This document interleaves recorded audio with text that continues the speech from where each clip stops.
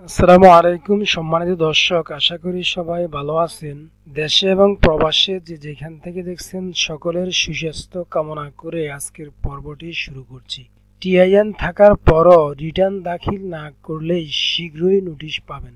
জাতীয় রাজস্ব বোর্ডের চেয়ারম্যান মোহাম্মদ আব্দুর রহমান খান জানিয়েছেন, কর শনাক্তকরণ নম্বর বা ট্যাক্স আইডেন্টিফিকেশন নাম্বার টিআইএন থাকার পরও যারা দীর্ঘদিন রিটার্ন দাখিল করছেন না তারা অতি শীঘ্রই নোটিশ পাবেন।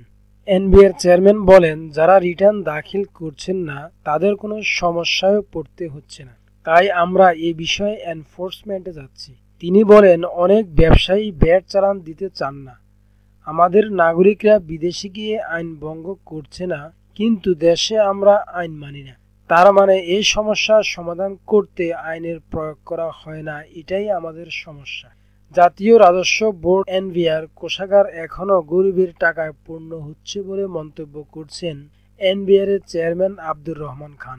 এনবিআর চেয়ারম্যান বলেন, ধনীদের ট্যাক্স যতটা আদায় করার কথা ছিল আমরা আদায় করতে পারিনি। আমাদের কোষাগার এখনও গরিবের টাকায় পূর্ণ হচ্ছে।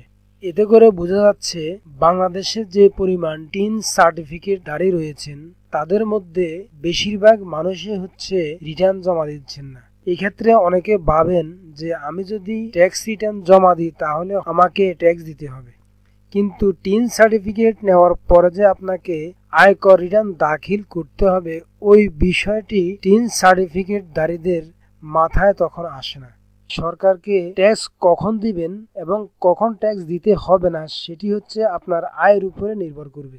কোনো পুরুষ যদি বছরে 3,50,000 টাকার বেশি আয় করে তাহলে তাকে উক্ত আয়ের উপরে তাকে কর দিতে হবে, কিন্তু কেউ যদি 3,50,000 টাকার উপরে আয় না করেন, তার আয়ের পরিমাণ যদি 3,50,000 টাকার নিচে থাকে তাহলে তাকে কোনোভাবেই কর দিতে হবে না।